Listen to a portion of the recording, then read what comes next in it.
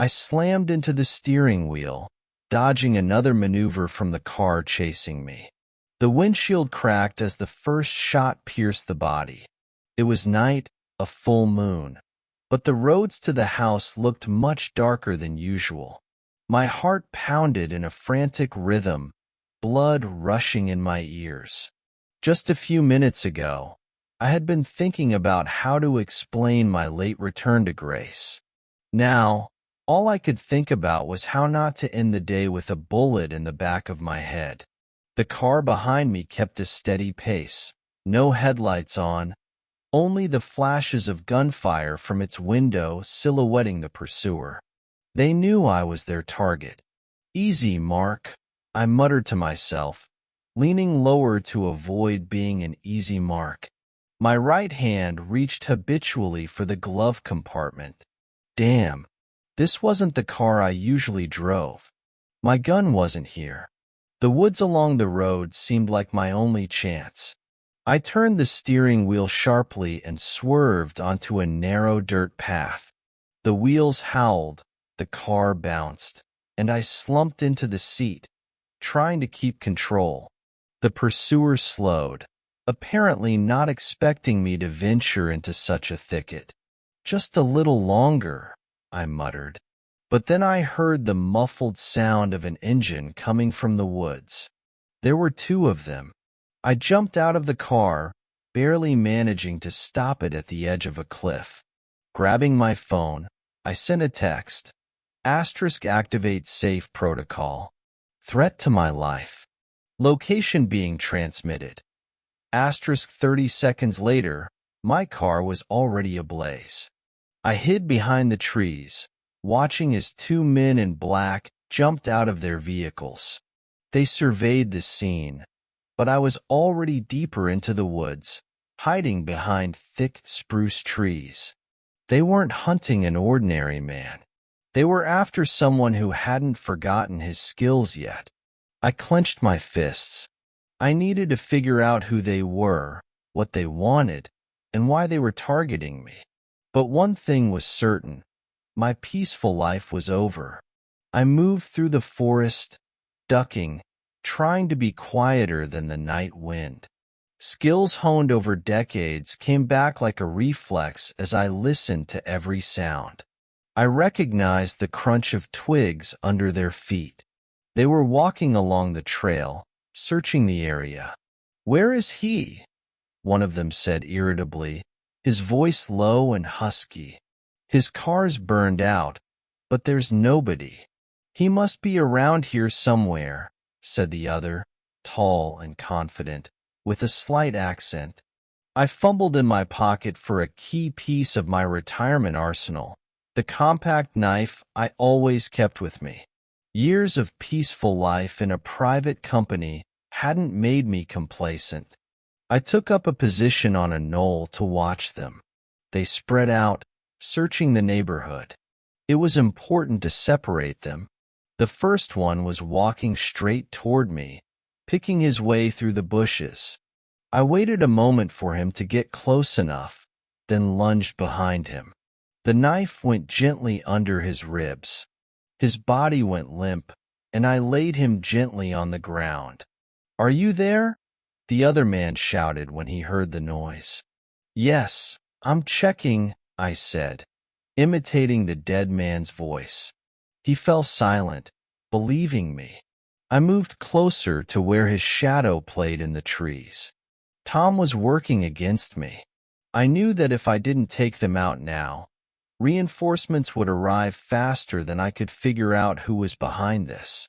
I made a circle, coming in from the other side. He was standing with his back to me, looking around nervously. One sharp move was enough to disarm him, squeezing his throat until he passed out. I laid him down next to the tree and quickly searched his pockets. A cell phone, a half-written text hung on the screen. *target eliminated. Location coordinates.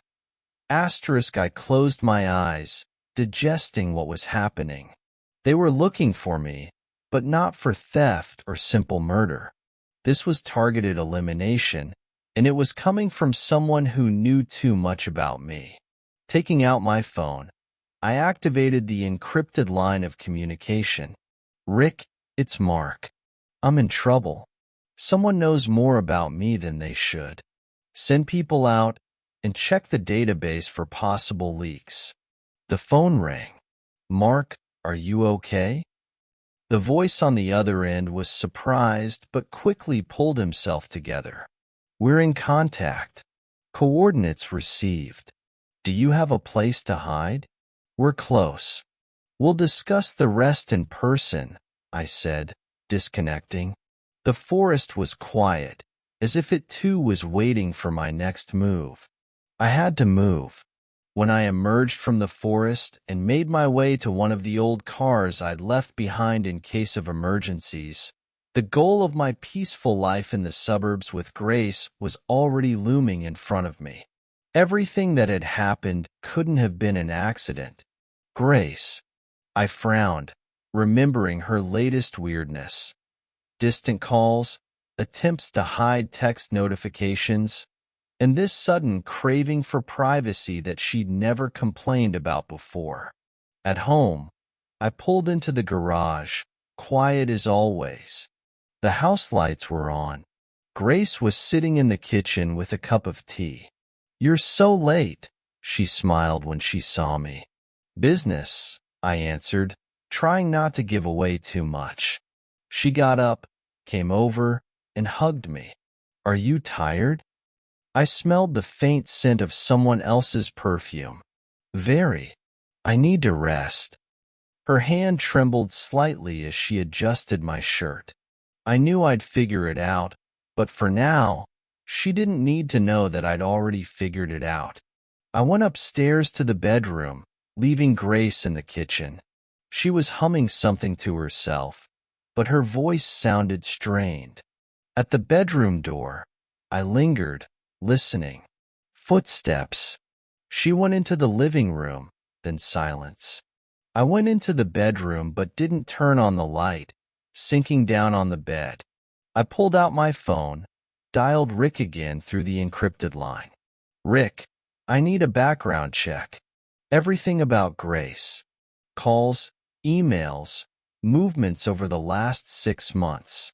And find out who owns a car with these license plates." I dictated the number I remembered on the stalker's car. "Got it, Mark. Are you sure you want to know all this?" Rick stopped talking. "It's about your personal life." "This isn't my first time, Rick. You know me. You do what you're told. Hang in there, buddy. They'll figure it out." I disconnected the phone, slowly unclenching my fists. Even after all these years, I was still in the game. Old habits, as they say, die last. In the morning, I woke up surprisingly calm. Grace made breakfast as if nothing had happened, but I could sense that her smile was a mask. "Did you have a good weekend?" she asked, sitting down across from me at the table. "It was," I said, catching her gaze. "How are you doing?" "I'm fine. A little tired from work," she smiled, avoiding a direct gaze. The phone in my pocket vibrated. A second pause, and I opened a message from Rick. Asterisk, your wife is connected to the facility. Details on the calls. Meeting tonight. Caution advised. Asterisk, something cold clenched in my chest, but I tried not to show any sign of it. "Are you going out tonight?" I asked casually. "Just in town. Marina and I have a meeting at a cafe," she answered, getting up to clear her plate. "Great. Then I'll work from home. I have a little business to finish up." She nodded and gave me a kiss before leaving. When the door closed behind her, I sat down at my computer and started opening the saved files from the database I still had access to. Rick had sent me a list of her calls. One number repeated too many times. I knew that number. It belonged to a man I'd worked with before I retired. His name was Alan. Alan was a troubleshooter. That evening, sitting in a small pub on the outskirts of town, I met up with Rick. "This is worse than I thought," he said, handing me a folder of information. "Your Alan is doing some serious stuff. Apparently, he works for a private firm that specializes in eliminating inconvenient people. Your name has come up in their conversations several times in the last 3 weeks. They want me out because I know too much," I said, looking through the files. "And Grace?" "She was dragged in. Maybe manipulation, maybe a threat, but she's clearly hiding something. She had meetings with Alan. She was giving him something, or receiving." I closed the folder and looked at Rick. "They don't know I'm still the man I used to be." "Mark, are you going to tell her the truth?" "Not yet, but I'm going to use it." I stood up, putting the folder under my jacket. "We'll have a plan, Rick. We always do." Grace entered the house late. Her coat still smelled like someone else's expensive perfume. She tried to smile, but I could see her shoulders tense, her fingers trembling as she tried to untie her scarf. "You're late," I said, sitting on the couch in the dark room. My voice was cold as steel. She flinched, not expecting me to be here. Marina wanted to talk. She had a rough day." I stood up slowly, tucking my phone into my pocket. "Busy day. That's convenient. You have a rough day every time I start asking questions." Grace frowned as she continued to take off her coat, but her hands were shaking. "Mark, what's with the tone? Do you suspect me?" I took a step forward, and her eyes darted toward the door, as if she expected to escape. "Suspicious? No. I already know everything." Her eyes widened, but she quickly pulled herself together, trying to look confident.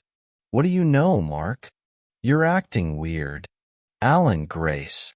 I know about Alan. I know how you met him at the restaurant. I know how you handed him papers. I know you lied to me while I was living under the same roof with you." She took a step back, shook her head. "Mark, that's not what you think." I hummed, pulling out my phone. A photo appeared on the screen. Grace was sitting at a table with Alan, an envelope in her hands. "Really? Then what was it? Were you the one who exchanged recipes? Maybe he taught you how to bake pies." "Mark, it's not that easy to explain." "Damn it, Grace." I shouted, and she backed away, clutching the back of a chair with her hands. "This was your plan, was it? You who decided I was a liability?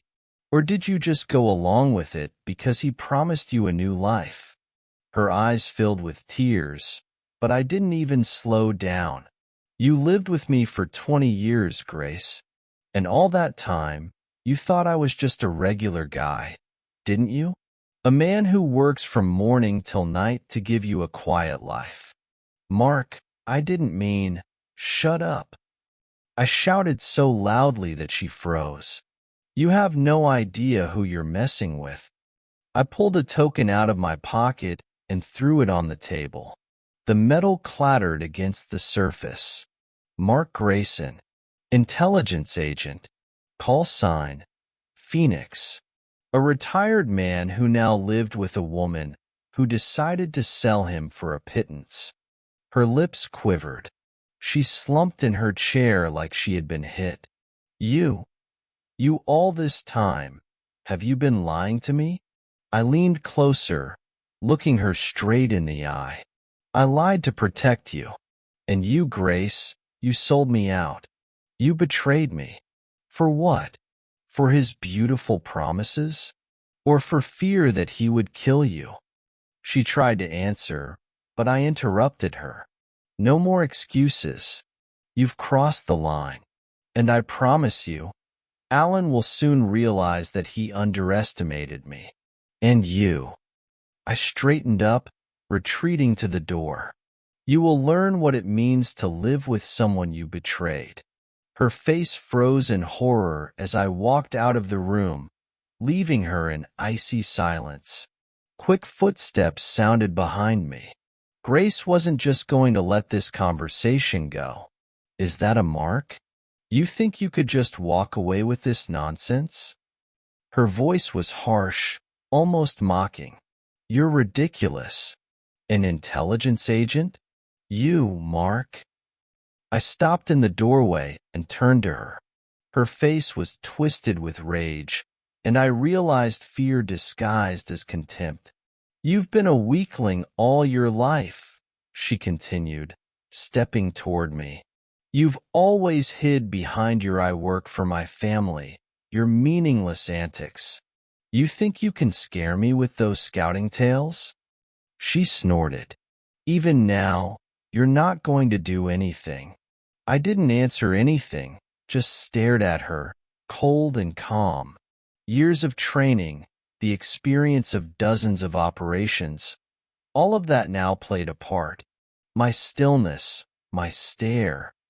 It all seemed to hit her harder than any words could. She tried to continue, but stammered. Her lips quivered, and what she was trying to hide flashed in her eyes. Fear. Do you really think anyone would believe you? She mumbled, less confidently. You've always been a nobody. And now, I stepped toward her so sharply that she backed away instinctively, nearly tripping over a chair. Grace, I said softly, as if tasting her name. You have no idea who you're living with. She froze, pressing herself against the back of the couch. You don't want to believe me? Okay. But when Alan disappears, and your friends realize they've messed with the wrong guy, you'll be the first to pay. Her breathing became ragged, but she was still trying to save face. You won't do anything, Mark, she squeezed out, smiling weakly. You can't. You're not the right person. I leaned in close to her ear, and she nearly shrieked when she heard my quiet, cold voice. You'll find out who I am. I walked out of the house and headed for my SUV.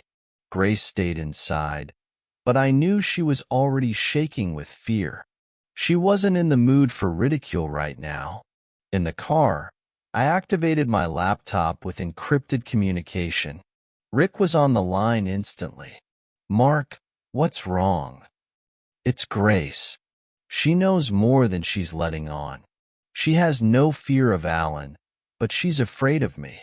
I want you to find out who else is involved. You think she's part of a bigger plan? I don't think she even knows what she's gotten herself into, but I'm going to find out. Rick was silent for a moment, then he spoke. There's another problem. Alan has gotten information on your former subordinates. Some of them have already disappeared. I gripped the steering wheel. Someone leaked the data. Yeah, and it was someone who knew what they were doing. Find the leak, I ordered, and send me all the data. I came home that night as if nothing had happened. Grace was lying in bed, but I knew she was awake. Her labored breathing gave it away. Sleep well, Grace, I said quietly, lying down next to her. She didn't answer anything, but I could feel her shivering.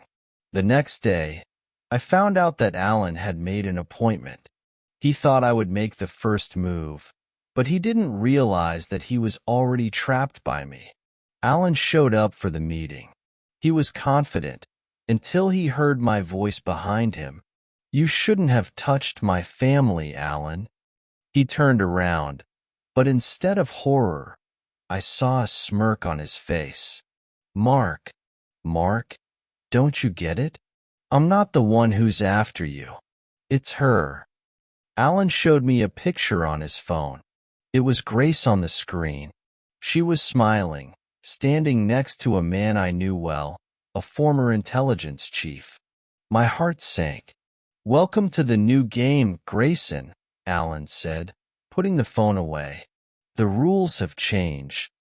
I stood across from Alan, trying to digest what I'd heard. Was Grace working against me all these years? Her smiles, her affectionate words. Was it all a deception? Are you saying my wife is working with you? I asked, holding back my rage. Alan grinned, taking a step back. No, Mark. She's not with me. Work is much more interesting. We're only on the same side of the board, you might say. I squinted. You didn't realize it right away, did you? At that moment, my temples throbbed. I felt dizzy, as if someone had suddenly yanked the rug out from under me. I staggered, grabbing a chair. Mark. Alan tilted his head like a predator spotting prey. Is something wrong? Go away, I mumbled, trying not to fall. But he didn't.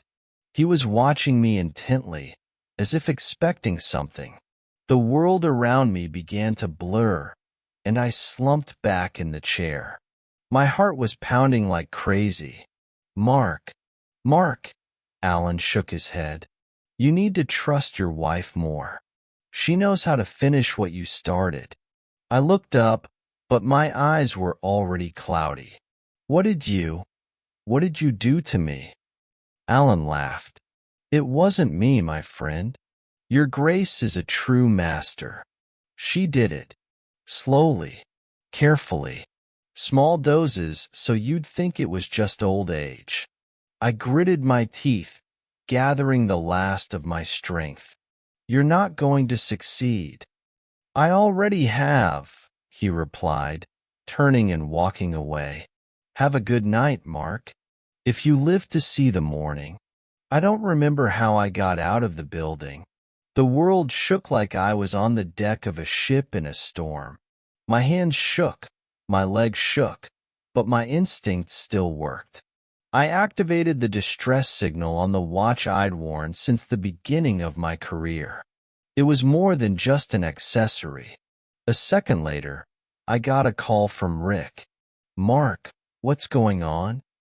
His voice was harsh. I've been poisoned. Grace, find me. I'm on my way. Hold on. I blacked out and settled to the ground, closing my eyes.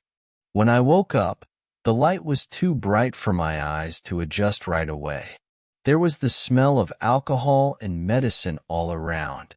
Rick's voice came from somewhere off to the side. Damn it, Mark. You almost died. Where am I? I tried to sit up. Rick was immediately beside me. You're in one of our clinics. We figured it out. She's been putting poison in your food and drink in small doses to make it look like chronic pain or age-related problems. I nodded slowly, trying to collect my thoughts. How long has it been going on? Apparently over a year. Maybe 2. I shook with rage. She knew what she was doing. She was waiting for me to become weak. Her plan backfired. We found you in time. But Mark, Rick stopped talking. This is just the beginning. Alan, he's gone.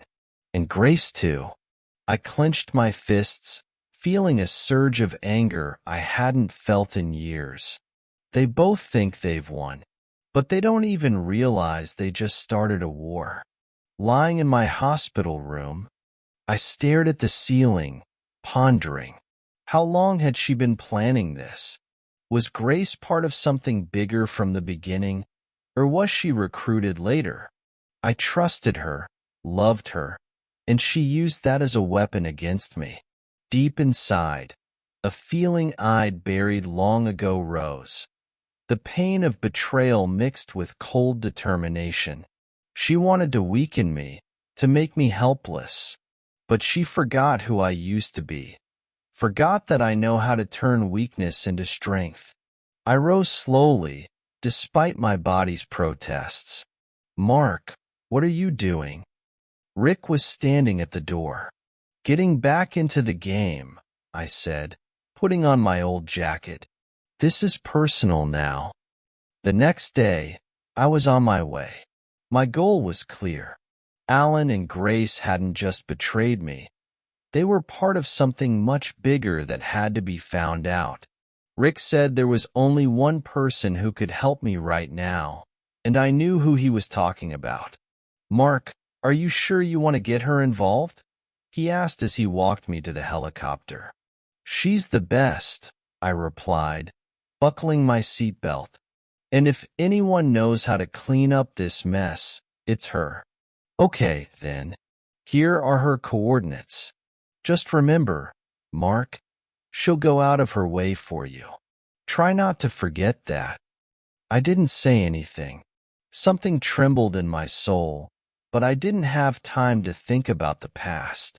Laura sat in a small cafe on the outskirts of Berlin, watching the passers-by. She always chose such places, quiet, no fuss. She was a little over 40, but she looked younger than her years. She was tall, slender, with a poise that betrayed a person accustomed to discipline. Her black hair was pulled back into a low ponytail, and she wore light makeup on her face, emphasizing her expressive green eyes. She looked the same as the last time we worked together. I walked over, and she noticed me right away. Her gaze softened, and the corners of her lips quivered in a warm, almost imperceptible smile. Mark, you always find me in the most unexpected places, she said, standing up and holding out her hand. Laura, I replied, shaking her hand. It's good to see you. I'd say the same, but your appearance leaves a lot to be desired. What happened? It's a long story, I sighed, sitting down across from her. Laura stared at me, her gaze sharp and attentive as always. Then tell the short version. I briefly outlined the situation. About Grace, Alan, the poisoning, their disappearance. Mark, this is serious, she said when I was done. That's why I'm here. You always had a way of seeing what I was missing.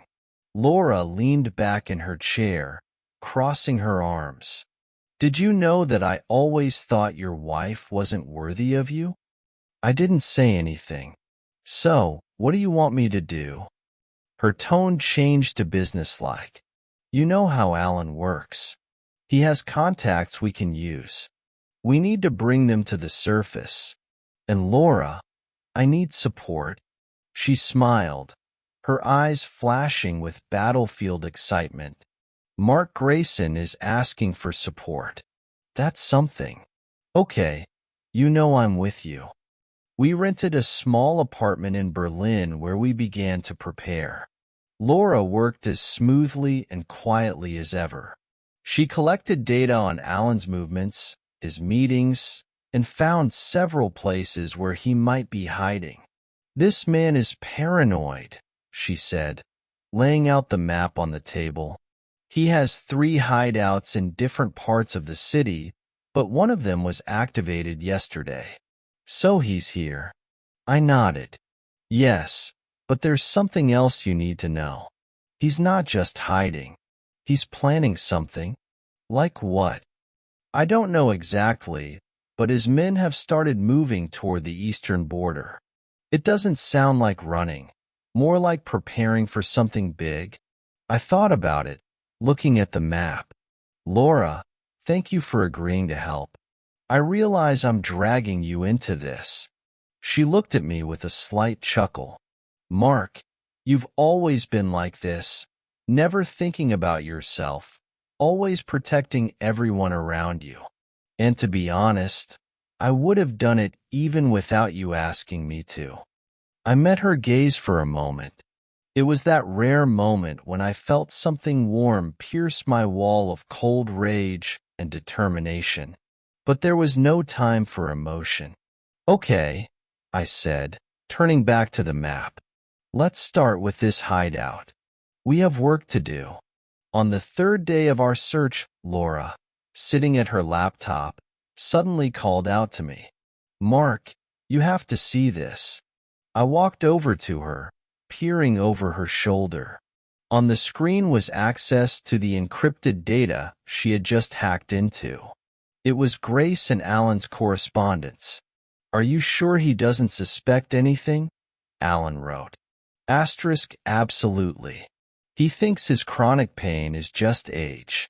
Mark has never been suspicious in that regard. They'll get it all done. The important thing is that you get these state papers ready, and those state awards he still has. They're worth millions. I froze. My awards, their value wasn't just financial. They were decorations earned for accomplishing the most difficult missions. Each one was a part of my soul. She knew what she was doing, I muttered. She was a classy actress. All this time, she'd been playing the role of loving wife to make me let my guard down. Laura frowned. "Mark, she's obviously been planning this for a long time. There are more tapes here. They discuss how to move the money offshore after she gets access to your assets." I clenched my fists. She wanted to destroy everything I'd built. For what? For the money? Laura looked at me. "It's not just money, Mark. She sees you as a threat. You're not a person to her. You're an obstacle." I looked away, trying to digest what I was hearing. Meanwhile, Laura showed me another detail. "Mark, this isn't just revenge. Alan has a bigger plan." She displayed a map on the screen. It showed key infrastructure, power lines, water intakes, and a chemical warehouse. "It's a network of facilities in Eastern Europe. I think Alan is preparing a major sabotage. If they blow up these points, the consequences will be catastrophic." "Is this a terrorist operation?" I asked, and a chill ran down my spine. "Maybe. Or an attempt at sabotage to create chaos. Either way, it's a huge scale. And Mark, he has support. There are too many people involved." I sighed, realizing the stakes were rising. "We need to prevent this from happening." Laura nodded. "I've already contacted our contacts, but you'll have to be at the center of the operation." Late that night, as we finished planning our first move, Laura lingered by the window. I walked over to her, noticing her staring out at the nighttime city. "What are you thinking about?" I asked. "About how long it's been since we've worked together," she said, smiling. "We've always been a good team." "We have," I replied. She looked at me, and there was more than just friendly warmth in her gaze. "Mark, I want you to know that I would do anything for you. You've always been more important to me than you realize." I froze. It was unexpected, but I couldn't help but feel that there was truth in her words that I'd ignored for too long. "Laura, you don't have to say anything," she interrupted. "Just know that I'm here to help you, even if it costs me everything." Her words echoed deep inside. "Thank you," I said quietly. Laura and I prepared for the operation all night. Alan had chosen one of his old hideouts in an abandoned industrial area. The place was perfect for surveillance, smuggling, and preparing operations. We knew it wasn't going to be an easy walk. At dawn, we reached the grounds. The building was surrounded by a high metal fence, and armed men roamed the perimeter. Through the thermal imager, we counted at least 10 guards. "They've done their homework," Laura said quietly as she lowered the device. "Alan obviously realizes that you're coming for him." "That only makes things more interesting," I said, checking my gear. We decided to go in through an old drainage tunnel that led to the basement. Laura led the way, her movements smooth and confident. She had always been an excellent agent, quick thinking, precise action, absolutely reliable. Once we're inside, The most important thing is to find Alan and his files, she said as we moved through the dark corridor. He's obviously not only hiding, he's working on something big. I nodded, clutching the silenced pistol in my hands. We came to a narrow staircase that led to the first floor. Laura stopped, gesturing for me to follow her. I knew she was ready to back me up at all costs. The first floor was littered with crates of equipment and weapons. We moved between them until we heard voices. "They start moving in 2 days," one of the guards was saying. "Alan wants it to go off without a hitch." "And if someone tries to interfere?" asked another. "Alan said he has a plan for that. No one will interfere." I looked at Laura, and she nodded. We came out of hiding at the same time. 2 accurate shots, and the guards collapsed to the floor. "Quick and clean," she whispered, looking around the room. There were maps and documents on the table. I grabbed them, flipping through them. "They're planning to attack chemical warehouses to create mass poisonings," I said. "It's state-level sabotage." Laura frowned. "We have to find Alan now. He's the key to everything." We went up to the second floor where the control center was located. The door was ajar, and I heard a familiar voice. "They'll be here. I can feel it," Alan was saying to someone. I gestured for Laura to get ready. We rushed inside at the same time. "Mark," Alan said with a grin, looking at me. "You came. I was just beginning to miss you." "Cut the crap, Alan. You lost," I said, pointing the gun at him. "Are you sure?" His eyes sparkled. "I have all the leverage. All you have is anger." At that moment, Laura noticed that one of his men was moving toward her with a gun. She fired first, but the return shot knocked her back. "Laura!" I rushed to her, feeling everything inside me turn upside down. She was lying on the floor, breathing heavily. The shot had hit the vest, but it had hit her hard. "I'm okay," she wheezed. "Go get him, Mark." Alan seized the moment and ran out the back door. "Laura, stay here." "I'll be back," I said, meeting her gaze. "Mark, you're important to me," she said with difficulty, squeezing my hand. I nodded, feeling that simple acknowledgement go deeper than I'd expected. "I'll be back," I repeated and rushed after Alan. Running through the abandoned corridors was unexpectedly difficult. Every step hurt, but it wasn't the wound. It was the thoughts that suddenly burst through the chaos.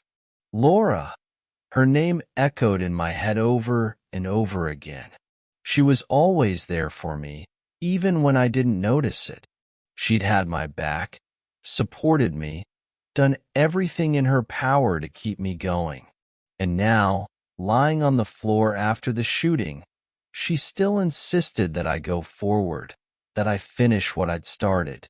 I suddenly realized that Laura was the one person who had always been loyal to me, to the end. Not for profit, not for position, but for something greater. For me. This feeling of respect and gratitude came over me so abruptly that I almost stumbled running my eyes down the dark hallway. "You're better than I deserve, Laura, and I won't let Alan win. I won't let everything we fought for be in vain." I stormed into the main hall. In the center stood Grace, with a haughty smile on her face. She looked flawless. The black dress emphasized her figure. Her hair was perfectly styled, but her eyes, cold, prickly, gave everything away. "Well, hello, Mark," she said mockingly. Alan stood beside her, arms crossed over his chest. "Welcome, old friend. You took a long time to get here." I slowly raised my gun, pointing it at Alan. "This is the end, Alan." He grinned, as if I'd said something funny. Are you so sure, Mark? Look at you. You're pathetic. You've got nothing left to fight for. Shut up, I hissed, shifting my gaze to Grace. And you. I still can't understand how I could have been so blind. She snorted, crossing her arms. Blind? Mark? You've always been blind. Did you think your pathetic heroics and your awards mattered? You're nothing. You were nothing. And with me, you became somebody. Is that what you call someone? I asked, holding back my rage. Poisoning your own husband? For what, Grace? For money? She laughed, high and mocking. Money, power, everything you couldn't give me. You've always been a weakling, Mark. You never even saw me play with you, the way you ate from my hand. You played, I said coldly, looking into her eyes. Do you think you won? I know I won, she said, stepping closer. Look at you, a tired, pathetic old man who's still trying to play the hero. That's enough, I barked. Her smile faded, but she continued anyway. You should have left everything to me, Mark. I was your best chance. And now, I interrupted, clenching my fist. You get nothing. No money, no power, no respect. For me, you're nothing, Grace. Rotten, greedy, cowardly. She froze for a second, then looked angrily at Alan. Kill him, Alan. Now. Alan raised his gun, but I was faster. One shot, and his gun flew out of his hands. He cried out in pain, clutching his wounded arm. Mark, he began, but I had already stepped toward him, putting the gun to his forehead. You've lost, Alan. You won't do it, he wheezed. Try to stop me, I said, glaring at Grace. She backed away, and for the first time, I saw fear in her eyes. Grace realized the situation was getting out of control. Her face contorted as I stepped closer, and she spun around, lunging for the door. You're not going to get far, I gritted through my teeth, dropping Alan to the floor with an strike. He groaned but stayed down, cradling his wounded arm. Grace ran, but her high heels played tricks on the metal stairs. I caught up with her at the exit, grabbing her arm. Let go of me, she screamed, trying to get away. No, Grace. You stay. We're going to do this so that everyone can see who you really are. She tried to hit me, but I intercepted her arm, forcibly turning her toward me. You've always been weak, Grace. You think money and power can hide that? No. Now, everyone will know who you are. I dragged her back to Alan. He tried to get up, but he fell to one knee, cursing me. Mark, you're not going to get anywhere with this, he wheezed. I will accomplish one thing, Alan, I replied coldly. They'll show everyone what traitors look like. Grace screamed and tried to break free as I began to bind her together with Alan. Mark, you can't. You've never been like this before, she screamed, yanking her arms. But the ropes were already tight around her wrists. Alan lashed out furiously, but each gesture only made the knots tighter. Mark, damn you, he hissed, looking up at me. I grinned, testing the strength of the bindings. Damn, I repeated in a mocking tone, Alan. Don't you get it yet? You brought this on yourself. When they were both bound, I dragged them over to a massive metal hook hanging from the ceiling. A few minutes later, they were hanging in a humiliating position. Alan tied to the rope with his head to the ceiling, and Grace tied to him upside down, her face against his groin. Both were half naked, which made the sight even more ridiculous. "You're crazy," Grace gasped as I pulled them even higher. "Maybe," I replied calmly, pulling her hair away from her angry face. "But you know, Grace, that's nothing compared to how rotten you turned out to be." Alan rasped, but only swayed the more, making the pose even funnier. "Marky, he started, but I held up my hand to stop him.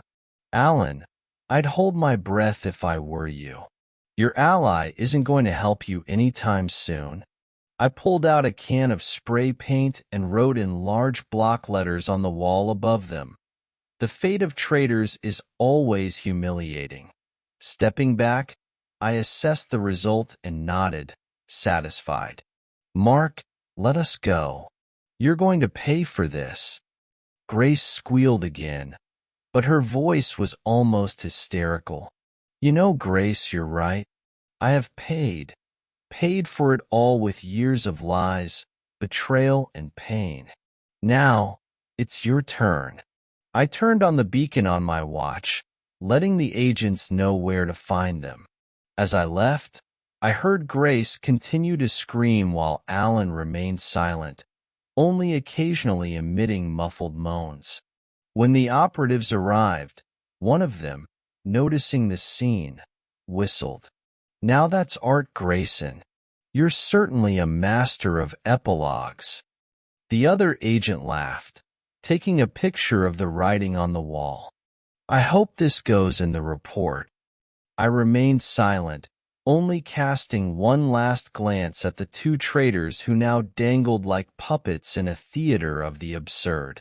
Outside, I stopped, looking up at the sky, which was beginning to lighten.